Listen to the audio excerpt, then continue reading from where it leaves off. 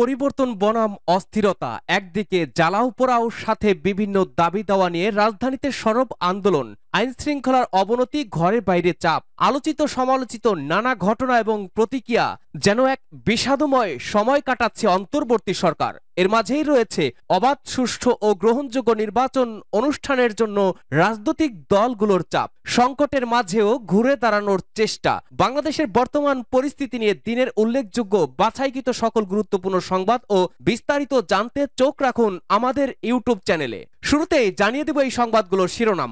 আয়নাঘর পরিদর্শন করেছেন প্রধান উপদেষ্টা, জাতিসংঘ ফ্যাক্ট ফাইন্ডিং কমিটির প্রতিবেদন প্রকাশ আজ। এরপরেই জানাবো আন্তর্জাতিক সম্প্রদায়ের দৃষ্টি আকর্ষণে আওয়ামী লীগের ইংরেজিতে বিবৃতি, ডেভিল হান্ট অভিযানের আওতায় নিরীহ মানুষের উপরে বর্বর নির্যাতন ও গণগ্রেপ্তারের প্রতিবাদ। ভারতীয় অনলাইন নিউজ পোর্টাল সংবাদ প্রতিদিন লিখেছে, সাম্প্রতিক ঘটনার দায় এড়াতে পারে না অন্তর্বর্তী সরকার। ভোটের দাবিতে ইউনূসকে চাপ বিএনপির, গণতন্ত্র রক্ষায় ঘরে বাইরে প্রবল চাপে ইউনূস সরকার।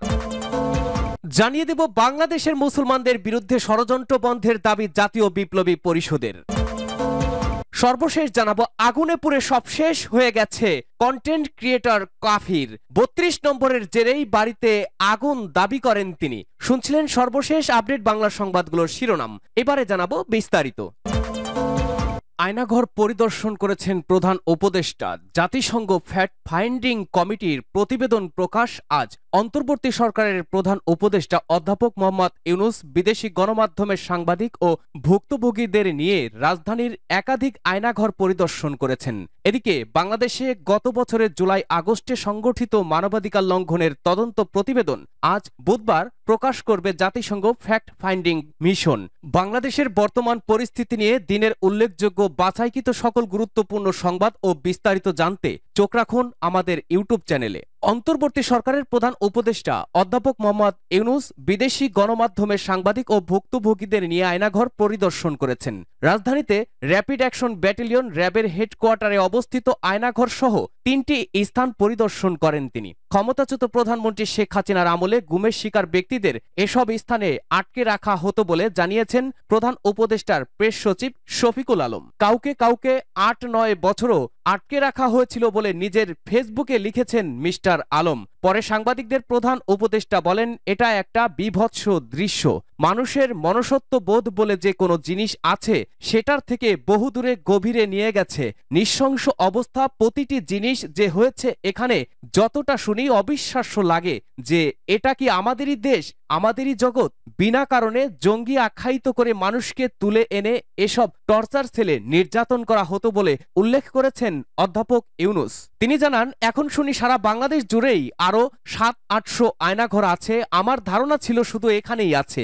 এগুলোর সংখ্যাও নিরূপণ করা যায় না, কতটা জানা আছে কতটা অজানা আছে বলেন তিনি। তিনি বলেন, গুম কমিশনকে এসব আয়নাঘর আবিষ্কার করার জন্য অনেক ধন্যবাদ জানাই। আইয়ামে জাহিলিয়াত বলে একটা কথা আছে না, গত সরকার এই আইয়ামে জাহিলিয়াতকেও প্রতিষ্ঠিত করে গেছে সর্বত্র। গুম কমিশনের প্রতিবেদনে এই আয়নাঘরের ডকুমেন্টেশন বাধ্যতামূলক করা হবে বলে জানিয়েছেন অধ্যাপক ইউনূস। একই সাথে যারা এই ধরনের কাজের সাথে সম্পৃক্ত ছিল তাদের বিচার করা হবে বলে জানান প্রধান উপদেষ্টা।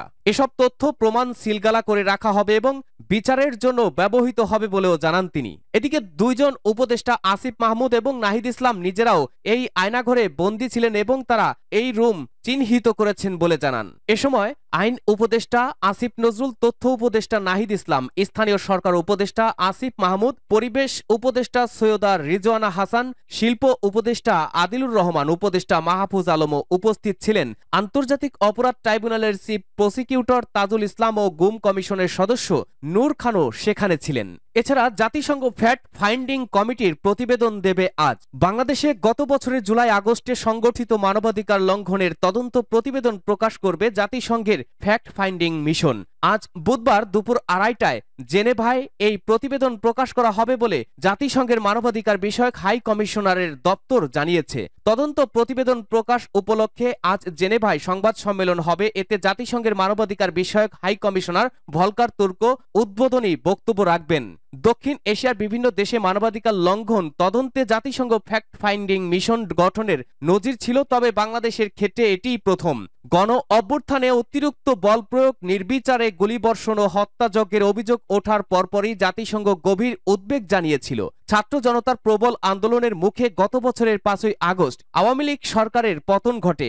এরপর অধ্যাপক ইউনূসের নেতৃত্বে অন্তর্বর্তী সরকার গঠিত হয়। পরে তিনি জাতিসংঘ মানবাধিকার বিষয়ক দপ্তরের প্রধান ভলকার তুর্ককে মানবাধিকার লঙ্ঘন তদন্তের আহ্বান জানান। গত আগস্টেই প্রাক তদন্ত দল ঢাকা আসে এবং সেপ্টেম্বরে মূল তদন্ত শুরু হয়। ফ্যাক্ট ফাইন্ডিং মিশন গত বছরের 1 জুলাই থেকে 15 আগস্ট পর্যন্ত গুরুতর মানবাধিকার লঙ্ঘনের বিষয়ে তথ্য উপাত্ত সংগ্রহ করেছে। ডেভিল হান্ট অভিযানের আওতায় নিরীহ মানুষের উপরে বর্বর নির্যাতন ও গণগ্রেপ্তারের প্রতিবাদ বাংলাদেশ আওয়ামী লীগের বিবৃতি। আন্তর্জাতিক সম্প্রদায়ের দৃষ্টি আকর্ষণের জন্য আওয়ামী লীগের ভেরিফাইড ফেসবুক থেকে এই বিবৃতি প্রকাশ করা হয়েছে। বিবৃতিতে বলা হয়েছে, অবৈধ ও অসাংবিধানিক দখলদার খুনি ফ্যাসিস্ট ইউনূস সরকার বিরোধী দলকে দমন করতে এবং ক্ষমতার উপরে তাদের অবৈধ দলকে শক্তিশালী করার জন্য তথাকথিত ডেভিল হান্ট অভিযান পরিচালনা করছে। গত 2 দিনেই এই যৌথ বাহিনীর অভিযানের মাধ্যমে 1500 জনেরও বেশি মানুষকে গ্রেপ্তার করা হয়েছে। এই অবৈধ দখলদার সরকার তাদের ক্ষমতা সুদৃঢ় করার জন্য সন্ত্রাসের রাজত্ব প্রতিষ্ঠা করছে, যাতে জনগণ তাদের অধিকার দাবিতে আওয়াজ তুলতে না পারে। গণগ্রেপ্তারের মাধ্যমে এই অবৈধ সরকার জাতিকে চুপ করিয়ে দেওয়ার জন্য এক অগ্নিসংযোগ নীতি গ্রহণ করেছে।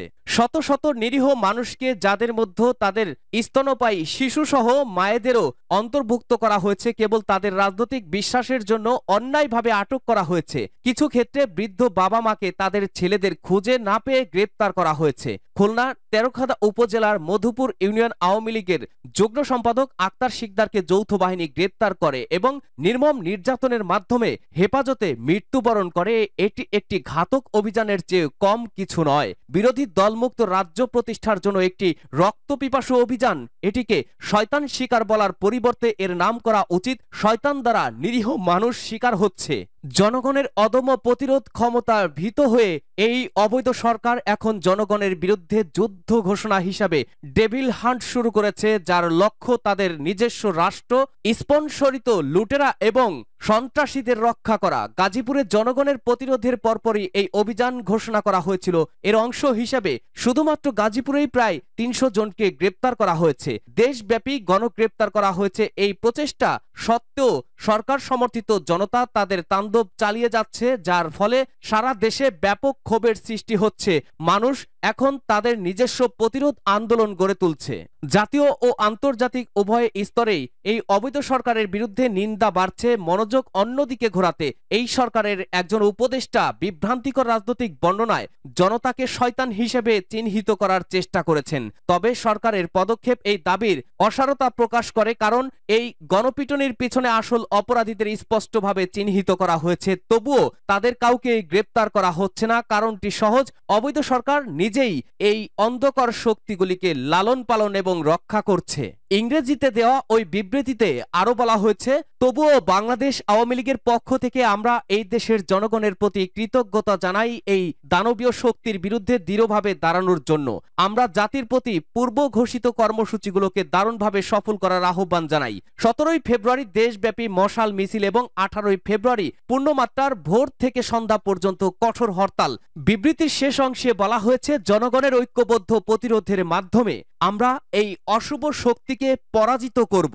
ভারতীয় অনলাইন নিউজ পোর্টাল সংবাদ প্রতিদিন লিখেছে, সাম্প্রতিক ঘটনার দায় এড়াতে পারে না অন্তর্বর্তী সরকার। ভোটের দাবিতে ইউনূসকে চাপ, বিএনপির গণতন্ত্র রক্ষায় ঘরে বাইরে প্রবল চাপে ইউনূস সরকার। তাদের প্রতিবেদনে লেখা হয়েছে, চরম অরাজক পরিস্থিতিতে বাংলাদেশ, মুক্তিযুদ্ধের ইতিহাসকে মুছে দিতে দিকে দিকে হামলা। প্রতিবেদনে উল্লেখ করা হয়েছে, অত্যাচারিত হিন্দু সহ অন্যান্য সংখ্যালঘুরাও বিপন্ন গণতন্ত্র। সাম্প্রতিক এই ঘটনা কোনোভাবেই এড়িয়ে যেতে পারে না ইউনূসের অন্তর্বর্তী সরকার। দ্রুত নির্বাচনের দাবি জানিয়ে এভাবেই প্রধান উপদেষ্টার উপরে নাকি চাপ বাড়িয়েছে বিএনপি। ওই প্রতিবেদনে দাবি করা হয়েছে, গণতন্ত্র রক্ষা ও দেশের আইন শৃঙ্খলা পরিস্থিতি ঠিক করতে ভোটের দাবিতে সরব ভারত, আমেরিকা, ইউরোপীয় ইউনিয়নও সব মিলিয়ে ঘরে বাইরে প্রবল চাপে ইউনূস। এছাড়া উল্লেখ করা হয়েছে, এই মুহূর্তে আওয়ামী লীগকে নিষিদ্ধ করতে উঠে পড়ে লেগেছে অন্তর্বর্তী সরকার। শেখ হাসিনাকে যত তাড়াতাড়ি সম্ভব নিষিদ্ধের দাবি জানিয়েছে বৈষম্য বিরোধী ছাত্র আন্দোলনের নেতারা। এই ইস্যুকে সমর্থন জানিয়েছে বিএনপিও। সোমবার এ বিষয়ে কথা বলতে ঢাকার রাষ্ট্রীয় অতিথি ভবন যমুনায় গিয়েছিলেন বিএনপির মহাসচিব মির্জা ফখরুল ইসলাম আলমগীর সহ অন্যান্য নেতারা। সেখানে বেশ কিছুক্ষণ তারা বৈঠক করেন বলে জানা যায়। ইউনূসের সঙ্গে বৈঠকে আলোচনা শেষে সাংবাদিকদের মুখোমুখি হয়ে আলমগীর বলেন, দেশে আইন শৃঙ্খলা পরিস্থিতির অবনতি হয়েছে, সাম্প্রতিক ঘটনাগুলোর দায় ইউনূস সরকার এড়াতে পারে না। বিএনপির স্থায়ী কমিটির সভায় সিদ্ধান্ত হয়েছিল যে সার্বিক বিষয়ে দলের উদ্বেগের বিষয়গুলো প্রধান উপদেষ্টার কাছে তুলে ধরা হবে। একটি দায়িত্বশীল রাজনৈতিক দল হিসেবে এটা বিএনপির দায়িত্ব। বিএনপি সেই দায়িত্ব পালন করেছে। বাংলাদেশে মুসলমানদের বিরুদ্ধে ষড়যন্ত্র বন্ধের দাবি জাতীয় বিপ্লবী পরিষদের। দেশের মুসলমানদের বিরুদ্ধে ট্রান্সন্যাশনাল ইসলাম বিদ্বেষীদের সর্বাত্মক ষড়যন্ত্র বন্ধে অন্তর্বর্তী সরকারকে কঠোর পদক্ষেপ নেওয়ার আহ্বান জানিয়েছে জাতীয় বিপ্লবী পরিষদ। মঙ্গলবার জুলাই আগস্ট বিপ্লবে সম্পৃক্ত ছাত্র জনতা গঠিত প্রথম দল জাতীয় বিপ্লবী পরিষদের সহকারী সদস্য সচিব গালিব ইহসান স্বাক্ষরিত এক বিবৃতিতে এই দাবি করা হয়। দলটির দাবি, সোমবার অমর একুশে বইমেলায় দুইজন ছাত্রকে জয় বাংলা স্লোগান দিয়ে মারধর করে দেশে জঙ্গিবাদের অপবাদ ছড়িয়ে দেওয়ার অপচেষ্টা হয়েছে। এটি দেশের মুসলমানদের বিরুদ্ধে ষড়যন্ত্র, যার সঙ্গে ট্রান্সন্যাশনাল ইসলাম বিদ্বেষীদের বয়ান ও অপপ্রচারের হুবহু মিল আছে। ফলে বইমেলার ঘটনাকে বাংলাদেশের মুসলমানদের হত্যাকারী প্রমাণ করার ষড়যন্ত্র বলে গণ্য করা সময়ের দাবি। আগুনে পুড়ে সব শেষ, কন্টেন্ট ক্রিয়েটর নুরুজ্জামান কাফির ৩২ নম্বরের জেরেই বাড়িতে আগুন দাবি করেন তিনি। ধানমন্ডির ৩২ নম্বরের জেরেই তার বাড়িতে আগুন দেওয়া হয়েছে বলে দাবি করেছেন কন্টেন্ট ক্রিয়েটর নুরুজ্জামান কাফি। বুধবার ১২ ফেব্রুয়ারি বেলা ১১টায় পটুয়াখালীর কলাপাড়ায় আগুনে পোড়া নিজ বাড়ির সামনে সংবাদ সম্মেলন করে তিনি এই মন্তব্য করেন। এ সময় কাফি বলেন, ৩২ নম্বরের সামনে আমি বুলডোজারের সামনে স্লোগান দিয়েছি, সি সি হাসিনা লজ্জায় বাঁচি না। সেদিন আওয়ামী লীগের দোসররা ঘোষণা দিয়েছিল যে যারা ৩২ পুড়িয়ে দিয়েছে তাদের বাড়িঘরও পুড়িয়ে দেওয়া হবে। নিষিদ্ধ ছাত্রলীগের প্রথম আক্রোশের শিকার আমি, এটাই তো তা প্রমাণ করে। তিনি বলেন, এটা এই সরকারের ব্যর্থতা। আমি চাই এই সরকার আরো শক্তিশালী হোক। যদি এই সরকার ব্যর্থ হয় তাহলে তারা বলুক, তাহলে এদেশের সাধারণ জনগণ বিপ্লবী সরকার গঠন করবে। তিনি আরো বলেন, আমি এই সরকারকে 7 দিনের আলটিমেটাম দিলাম। এই 7 দিনের মধ্যে যদি সরকার ও আইন শৃঙ্খলা বাহিনী দুর্বৃত্তদের আটক করা সহ আমার বাড়ি পুনরায় তৈরি করতে না পারে তাহলে আমি ঢাকা কলাপাড়ার রাজপথে বিপ্লবী সরকারের ডাক দেব। এর আগে তিনি সামাজিক যোগাযোগ মাধ্যম ফেসবুকে একটি স্ট্যাটাসে লিখেন, আমি এই দায়িত্বহীন সরকারকে বিগ মেসেজ দেব, মেসেজ সম্পূর্ণভাবে মানবে, নতুবা আমি নিজেই বিকল্প হব, আমি বিপ্লবী সরকার হব। উল্লেখ্য, গতকাল মঙ্গলবার রাতে ১:৩০টার দিকে পটুয়াখালীর কলাপাড়া উপজেলার রসপাড়া তার গ্রামের বাড়িতে এই অগ্নিকাণ্ডের ঘটনা ঘটে। পরে কলাপাড়া ফায়ার সার্ভিসের একটি টিম ঘটনাস্থলে পৌঁছে প্রায় 2 ঘন্টা প্রচেষ্টার পর আগুন নিয়ন্ত্রণে আনে। আগুনে নগদ টাকা ও স্বর্ণালংকার সহ প্রায় 50 লাখ টাকার ক্ষয়ক্ষতি হয়েছে বলে জানিয়েছেন কাফির পিতা মাওলানা মোহাম্মদ ABM হাবিবুর রহমান। তবে কারা এই অগ্নিকাণ্ডের ঘটনা ঘটিয়েছে সেটি নিশ্চিত করতে পারেনি প্রশাসন।